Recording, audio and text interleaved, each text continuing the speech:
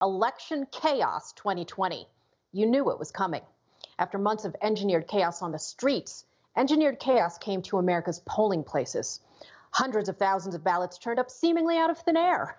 Poll workers in battleground states clocked out just hours after the polls closed and then announced that they wouldn't start counting ballots until a day or 2 or 3 or 9 days after Election Day.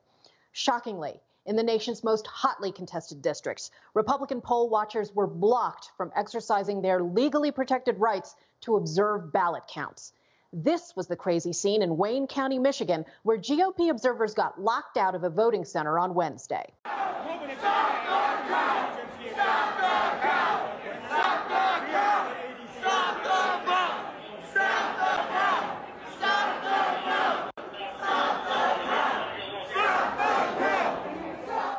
Michigan poll workers even taped pizza boxes to windows to obstruct poll observers' views.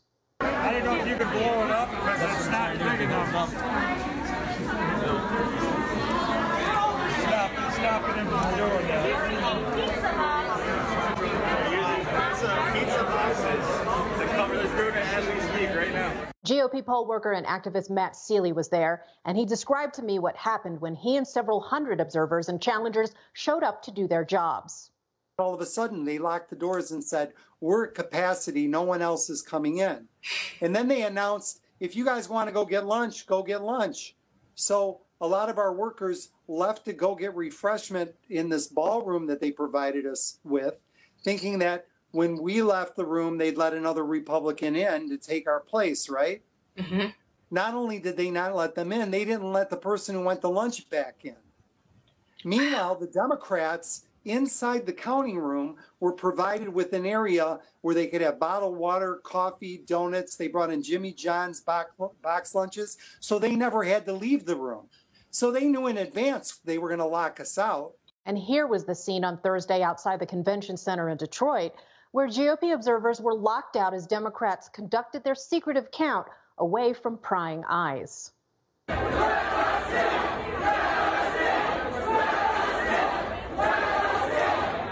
As I warned you weeks ago, anti-Trump forces have used COVID as a grand ruse to hijack the election process. Big League Politics reporter Shane Trejo obtained an audio recording of a Detroit poll worker training session where participants cackled at using social distancing to obstruct challengers' views. That's important because they can come behind your table. But if you don't have 6 feet, they can't come back there. They cannot wear anything that signifies who they work for. It has to be on their card. So they can't walk in with a party or anything on, just like you can on your mask, they can't either. Any questions? So for 6 feet back, once they have really good vision, they can actually see. Exactly. Unless they got really good vision or they brought their binoculars. 6 feet. That's the rule, right? And you are entitled to your 6 feet. This is all part of the plan. He who harvests the ballots controls the ballots. He who counts the votes controls the votes. This is not conspiracy theory, it's conspiracy truth. Look at Pennsylvania. After winning a ruling from a federal judge to get access to the ballot counting process, GOP poll workers in the Keystone State were still locked out. Can you believe this photo? It looks more reminiscent of a banana republic than our once proud and functional constitutional republic.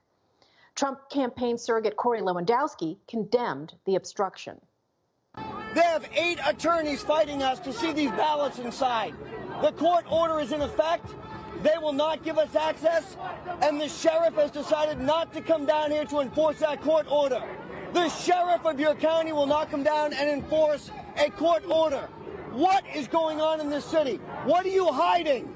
Open up the doors, let us in, let us 6 feet away so that we can have a free and fair election. Here's the thing. The FBI and the GOP both have known for years what the left's election thieves have been up to. Independent citizen journalists and watchdogs like Megan Barth in Battleground, Nevada, have collected evidence of dirty voter rolls for years, and nobody did nothing. And so I've been reporting on voter fraud for 5 years.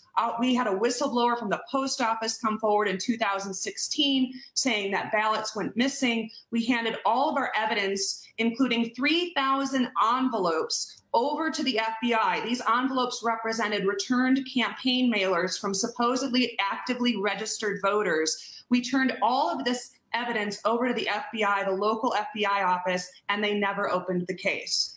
It's going to take all hands on deck to stop this long-planned steal. It demands the very kind of coordinated and concerted citizen activism that the establishment GOP has long neglected. Look, many Beltway Republicans are AWOL. Where are they? But the rest of us who are fighting to preserve a sovereign nation for our children and grandchildren have no choice but to raise hell and raise our voices. Stop the steal! Stop the steal! Stop the steal! Stop the steal! Stop the steal! Stop the steal! Stop the steal! The Biden crime family steal the election! The media's covering up! The Biden crime family steal this election! The media's covering it up! If we don't speak up now, it's people like this homicidal maniac and his mob pals who are going to run this country. Right now, I'm gonna blow his brains out. I'll kill him.